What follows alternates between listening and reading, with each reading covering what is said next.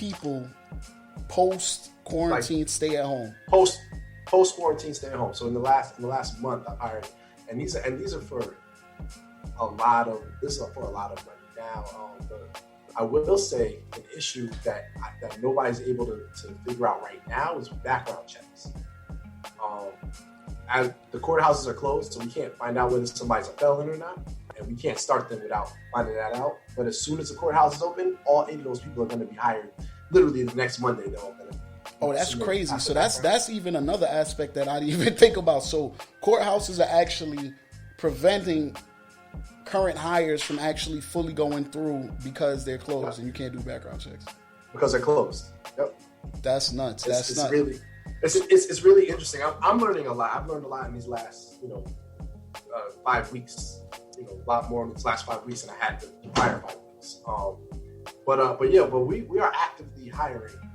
And every tech company is. Listen, the nature of tech, right, is that you need to be fast and you need to be swift and you need to be lean. Otherwise, somebody's going to take your market share. Period. I said that Amazon's our only competitor, right? So you think about Cash App, you think about Square, you think about all these other companies that are in the payment space.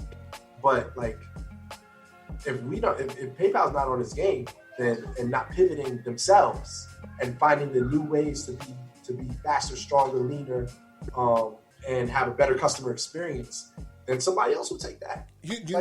Quickly. Ironically, PayPal, when I started doing Options Gang, all the payment providers deaded me. Shopify, my stores run through Shopify, but Shopify's payment provider deaded me because once you got options in the name, they automatically assume it's some type of financial product and they just dead your shit. And PayPal was the only people that let me rock, and I've been rocking with them ever since. So even when you talk about pivoting, one of the things, I don't know if you're familiar with it because I know you're on the recruitment side, but they completely waived all fees. There were fees to transfer money to your bank account, et cetera, et cetera. They completely waived all those fees, and they waived fees for chargebacks. So if you get any chargebacks now during the quarantine, they used to be, for people who don't know, on the back end when you have a store, it's not only that they take the money back from you that, people, you fucking scammers out there that, do shit and scam people products. It's not only that they take the money from the store owner, they also charge them a fee. And it's not just PayPal, that's just standard practice in the business, but that is one of the things that they did to suspend, for businesses now. And I know myself as a consumer appreciates it, that runs a business account through there. So like you said, everyone is pivoting, or everyone, that's the name of this whole season. This is the season of the pivot. So you got to kind of start making the steps now. Speaking of timing, though, I kind of want to speak to you about timing. So, we're in this unique time, right, where we're going to have so much shifts of market shares and, industries are going to, contract that, So, for people who don't know, I work in, the live event production space, crossed over into, the hospitality space.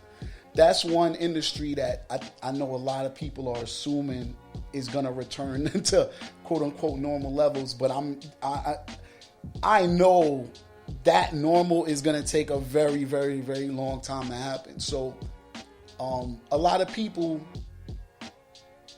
who aren't really looking at it with that foresight or kind of gonna realize it later. And my concern is not really concerned because it's not me, but I kind of feel bad for people when I think it's going to kind of end up happening to people.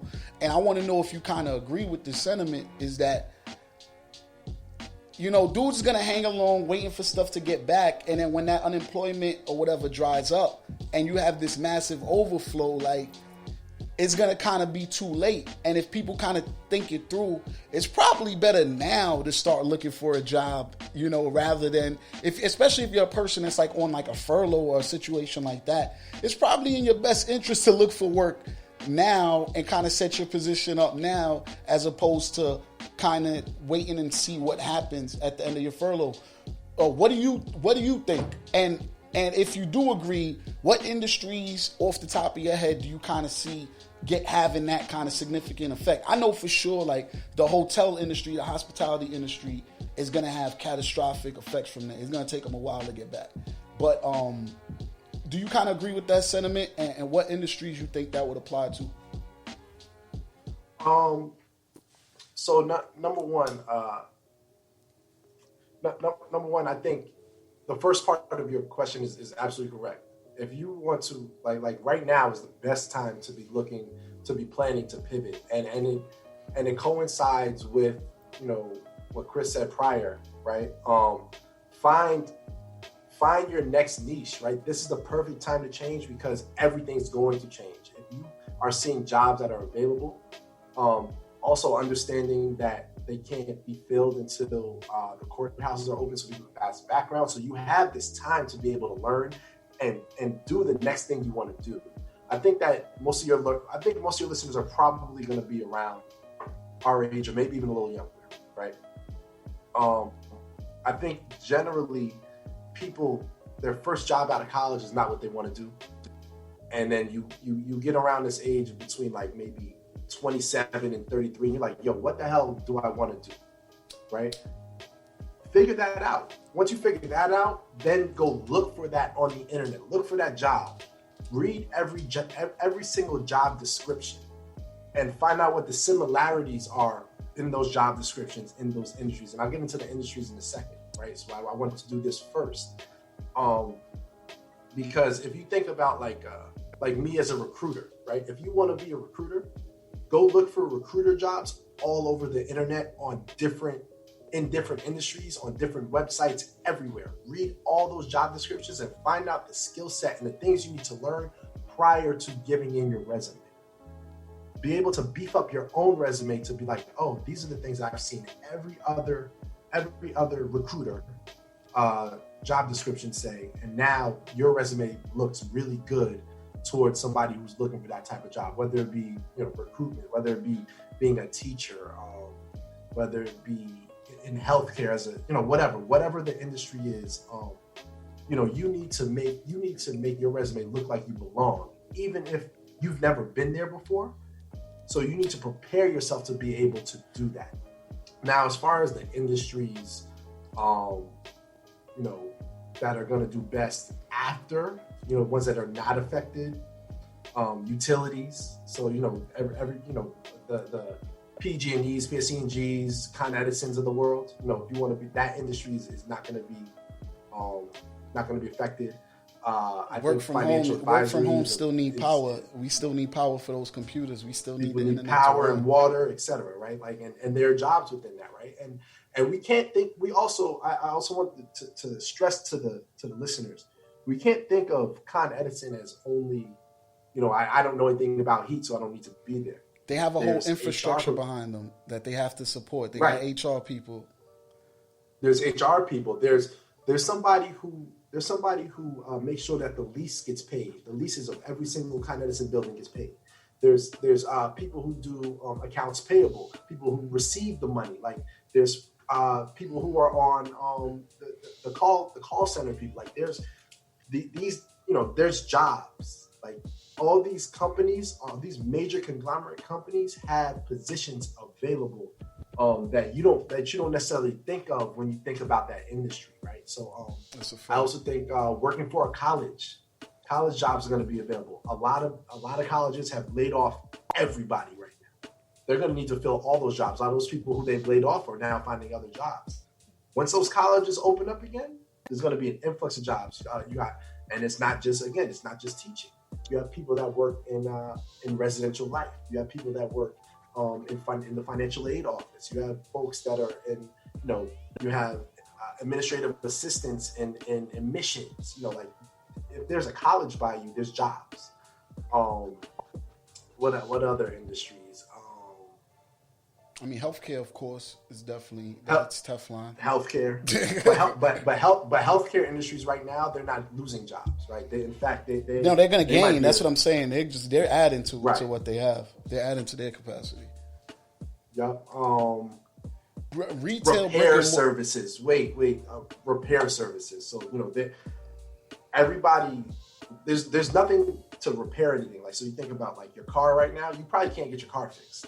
It's really hard.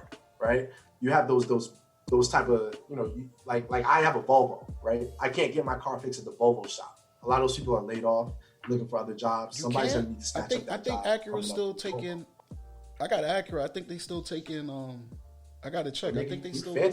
I think it's on lip. Nah, it says that nigga Volvo is the white man. That's the Volvo is the white man's chariot on land. Boeing is the white man's chariot in air, but Volvo is the white man's chariot on land. Well, I'll be that. Wait, so out of that, so what other industries? What other industries we got? We said healthcare. Well, first of all, even on a side note on the education, I think one thing that people aren't factoring in, there's going to be a huge expansion of digital like all schools are going to start pushing to get their own proprietary digital services now. Like they're not going to just want to do everything through like Google Hangouts. They're going to want like, especially if you've got like private schools that want to justify their tuition prices, they're going to have to start having like proprietary systems, branded systems to have, everything go through their school site, et cetera, et cetera. My son's school might be shut down after this recession. Right, but that said, this is like the flood. I'm telling people, this is like the Noah's flood. Like businesses and people are getting flooded out.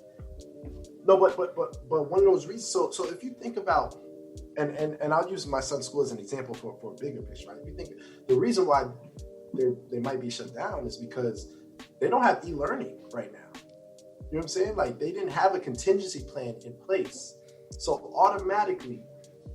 In order for other schools to look at this as an example, other schools, other business, other everything, right? You need, again, a risk professional to be able to have that contingency plan and say, yo, we need this goose egg just in case something catastrophic happens. There's somebody who gets paid to think about that, right? That's number one. Number two, every single school is going to need e-learning going forward, period. So there's going to be a huge space in the market for e-learning in general, like different types of e-learning, mass e-learning, like how we are on Zoom right now, or or whatever other outlet there is. There's most likely going to be a lot of new tech companies that pop up that are specific for e-learning, and massive e-learning, not just like a couple of people but like I'm talking about the whole school needs to sign into this, right? So my school has tadpoles to be able to pass out messages and things like that. No, it's going to be like a Tadpoles Plus where you not only get your messages, but you have your whole school being able to have an assembly. Exactly. You know what's crazy? I was even talking to like my brother the other day, and I was like, yo, dog, I mean, even it's going to take dudes a minute to even want to even go back in the clubs, right? So even if you got undesirables that's fiending to go party, you know what I'm saying, and go in the club, like how many artists or DJs necessarily want to subject themselves to it? And it was funny because I was like, yo, you probably gonna have niggas start making booths with like just a TV monitor and a fucking aux plug into the club sound system, and niggas gonna start DJing from their crib. Like, think about it. If you create a booth, right, that has that shows the whole monitor of a DJ pretty much DJing live, you're getting the actual live music, he's DJing it. That one DJ could DJ 10 clubs simultaneously, 100 clubs. You know what I'm saying?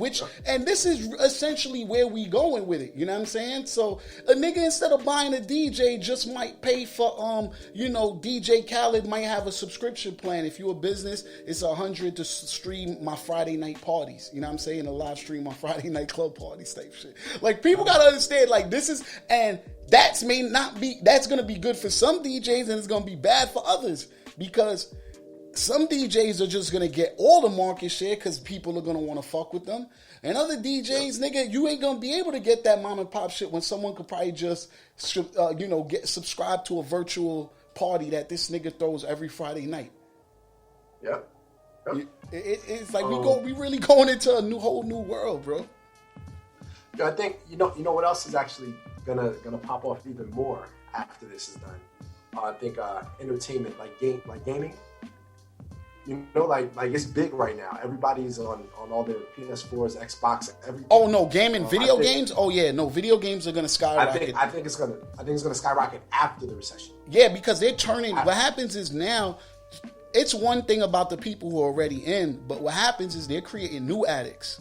So you got people. I was really close to buying a PS4, and I decided not to.